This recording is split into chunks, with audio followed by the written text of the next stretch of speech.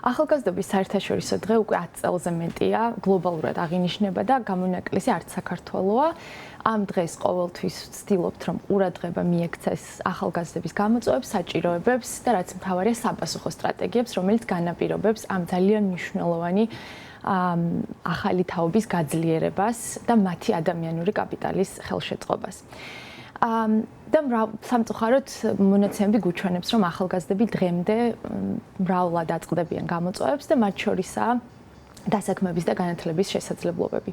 თუ ჩავხედავთ მტკიცებულებებს, ნახავთ, რომ საქართველოს ახალგაზრდების დაახლოებით 31% არც დასაქმებულია შრომით ბაზარზე, არც განათლებას არ იღებს და სამწუხაროდ არ არის აქტიური არც ერთი მიმართულებით. ეს თავისთავად მეტყველებს იმაზე, რომ ეს არის უდიდესი დაკარგული ადამიანური კაპიტალი ქვეყნისთვის, საზოგადოებისთვის და ჩვენი მდგრადი მომავლისთვის.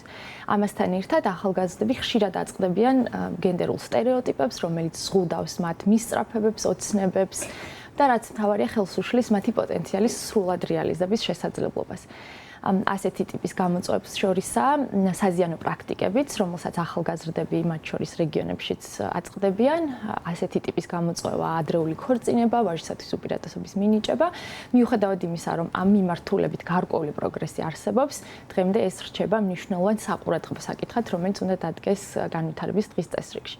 გარდა ამისა, ამას ემატება ის, რომ ეს არის თაობა, რომელიც დაიბადა ტექნოლოგიების ეპოქაში, შესაბამისად ძალიან ბევრ ბენეფიტთან ერთად, რომელსაც ტექნოლოგიები ახალგაზრდებს სთავაზობს, განათლების, დასაქმების, ინფორმაციის, ხელმისაწვდომობის თვალსაზრისით, გაიზარდა ასევე რისკები, რომელსაც ახალგაზრდები ციფრულ სივრცეში აწყდებიან და მათ შორისაა ტექნოლოგიებით ჩადენილი ძალადობა, რომელსაც ხშირად სწორედ ახალგაზრდების წინააღმდეგ იყენებენ ასე ვთქვათ, ტექნოლოგიის მიმართულებით.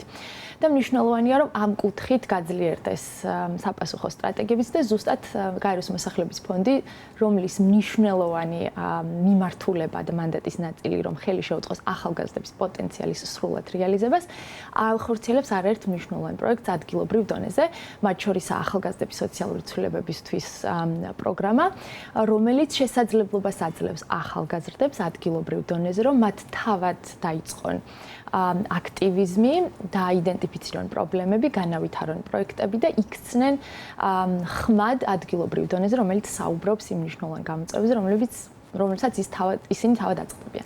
აი, ქმედითი ნაბიჯები ახსენეთ და ამასთან მიმართებით მინდა გკითხოთ უფრო დეტალურად, რა კეთდება და რამდენად არის საკმარისი, აი ეს ქმედითი ნაბიჯები ამ პრობლემების მეტნაკლებად აღმოსაფხრელად, მათ შორის თქვენ ასევე გენდერული სტერეოტიპები, ადრეული ქორწინება ახსენეთ. მნიშვნელოვანია იმის გააზრება, რომ ჩვენ როგორც საზოგადოება ხედავდეთ ახალგაზრდებს როგორც ძალიან მნიშვნელოვან ქვაკუთხედს მდგრადი განვითარებისთვის. ისეთი ტიპის საზოგადოებებში, როგორც არის საქართველო, ჩვენ ვართ პატარა ქვეყანა და ჩვენი ძირითადი დასაყრდენი ზუსტად ადამიანები არიან და განსაკუთრებით ახალგაზრდები, რომლებიც ქმნიან ჩვენს მომავალს. ამ კუთხით მნიშვნელოვანია, რომ ჩვენ როგორც საზოგადოებამ გავიაზროთ მათში ინვესტირების ძალიან მნიშვნელოვანი სტრატეგია, მათ განათლებაში და ინფორმირებულობაში. ინვესტიციის ჩადება არის მნიშვნელოვანი, რადგან ისეთ ეკონომიკებში, როგორც არის საქართველო, სადაც ჩვენ გამკლავება გვიწევს დემოგრაფიულ ყევებთან, მიგრაციასთან, მოსახლეობის დაბერებასთან, ახალგაზრდების უნარებში და განათლებაში ინვესტირება არის ძალიან მნიშვნელოვანი სტრატეგია ქვეყნისთვის. ამ მიმართულებით უნდა აღინიშნოს, რომ გაეროს მოსახლეობის ფონდის მხარდაჭერით ჩვენ ქვეყანასთან ერთად ვცდილობთ შევქმნათ ისეთი გარემო, სადაც პოლიტიკა და პროგრამები უპასუხებს ზუსტად ახალგაზრდების გამოწვევებს. ამ მიმართულებით ქვეყანაში არსებობს ახალგაზრდების განვითარების კონცეფცია და სტრატეგია, თუმცა მნიშვნელოვანია, რომ ეს გახდეს უფრო ქმედითი, ითარგმნოს, ასე ვთქვათ, სამუშაო გეგმებში, პროგრამებში და განსაკუთრებით გაძლიერდეს ადგილობრივ დონეზე შესაძლებლობების შექმნა ახალგაზრდებისთვის, იმისთვის, რომ ვუპასუხოთ მათ წინაშე არსებულ გამოწვევებს. და გაეროს მოსახლეობის ფონდი არის ახალგაზრდების მხარდამხარ ამ კუთხით. წინა წლებთან შედარებით, აი ამ გამოწვევების თვალსაზრისით თუ შეინიშნება მნიშვნელოვანი პროგრესი და აი აქვე გკითხავთ, ამ პროცესში როგორი არის საერთაშორისო გამოცდილების როლი? ამ მიმართულებით გარკვეული პროგრესი შეინიშნება ქვეყანაში. გაეროს მოსახლეობის ფონდი მუდმივად აკპირდება მონაცემებს და მტკიცებულებებს, რომელიც ცალსახად მეტყველებს, რომ პროგრესი არსებობს, განსაკუთრებით ამ პროგრესის ნაწილია მაგალითად ადრეული ქორწინების შემცირება ქვეყანაში. თუ 2018 წელს 20-24 წლის ქალებში ეს მაჩვენებელი ადრეული ქორწინების იყო 14%, ახლა შემცირებულია 7%-მდე ფაქტობრივად განახევდა. თუმცა ჩაშლილი მონაცემები კვლავ გვიჩვენებს, რომ ეს ქვეყნის მასშტაბით გავრცელებული პრობლემაა.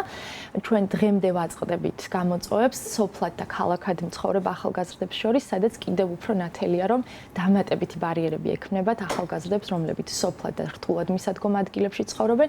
შესაბამისად, ეს მიანიშნებს იმაზე, რომ ტარგეტირებული პროგრამები არის ძალიან მნიშვნელოვანი ადგილობრივ დონეზე.